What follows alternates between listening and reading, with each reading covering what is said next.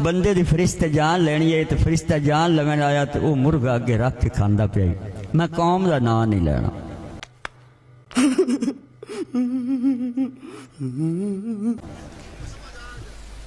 अच्छा उस आख्या जल्दी कर हूँ तू रोटी चंगी खांदा पिया, रोटी खा के ला रज के तो मैं तेरी जान लेनी है। मैं आज 100 बंदे की जान करनी है तो लिस्ट पहला नाम तेरा।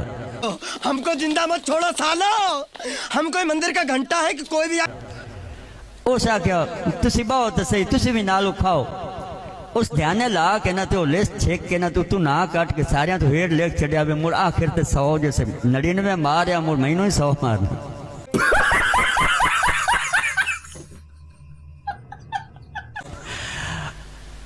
और जैसे रोटी खा रहा ना फरिश्ता उसा के आज बड़ी तो रोटी मैंने भी खवाई है, मैं बड़ा राजी होया। मैं एक ना रियायत सिर्फ इतनी कर सकता भी अगे मैं उत्तू बंदे मारने शुरू करने आन हूं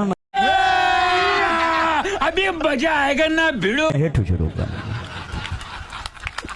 आगे ना इतनी सिर्फ मैं रियायत कर सकता। प्यो ने ना पुत्र अपना कोल भा के ते ओनू ना नसीहतां करन लगा कि मेरा पुत्र आ 3 नसीहतां जिंदगी च याद रखी।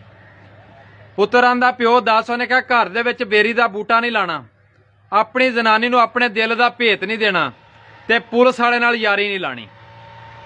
पुत्र ने वो गल्लां तिन्ने दिल नाल बन लईआं, दिल च सोच लिया भी ठीक है नहीं मनना। लेकिन प्यो जो दुनिया तो चला गया ना तो जेहन च आई भी मैं तजर्बा करके वेखां तो सही भी मेरा प्यो की आउंदा सी भी बेरी नहीं लानी। घर च बेरी लाती, कोई 2 साल बाद जवान होई ते घोड़े ते लंघण लगा ते ओहदी पग ना तो कंढे अड़े ते पग लथ के थले डिग पई। उन्हें जल्दी नाल बेरी घर दे विचों पटाती। उन्हें कहा प्यो मेरा सच्चा सी, ये जिहड़ी बेरी है बंदे दी पग लांदी है।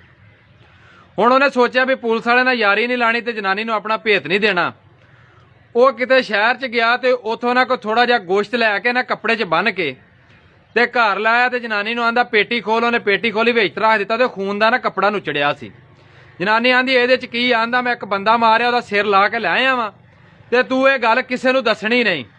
जनानी आख्या ठीक है। ਉਹਦਾ पुलिस वाला यार सी, वो पुलिस वाला कोई दूसरे दिन आ गया तो जनानी परेशान बैठी होवे, ਉਹਨੂੰ आंदा भैन की होया वे भरजाईए दस मेरीए। वो आंदी भरावा की दसा, तेरा भरा काम कर आया एक बंदे का सिर ला के ते पेटी च धरदा लियान के। मैं हुण परेशान आ भी जे पता लग गया किसी नूं ते की बनेगा। ते बंदा मेरा आ गया। मुआज्जर एक बीमार हो गया, थोड़ा जिहा लम्मा है, चस बड़ी होती। उन पोत्र चाह के वग गए हस्पताल, डॉक्टर दा छुट्टी दा टाइम होवे। उस अफसर ने चेक किया, उसे कहा यार सवेरे ना रिबाल्टरी चूहे दे पेशाब की रिपोर्ट लाया हुआ है तो मुड़ मैं इलाज करे। पेशाब लाया के उन्हें टेबल तले रखे जा साजरे भंगे नहीं आमदी ने पुलिस तरह।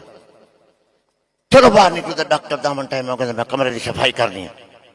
वो वधिया ही बुहारा मरेंदी कि शीशी नूं लगा तो पेशाब भी ठीक है। बाबू सियाणियां ते मोड़े होंदियां ने, बोतल चाह के बाथ च वड़ गई, अपने पेशाब की बाहर ते उठाई के रखी।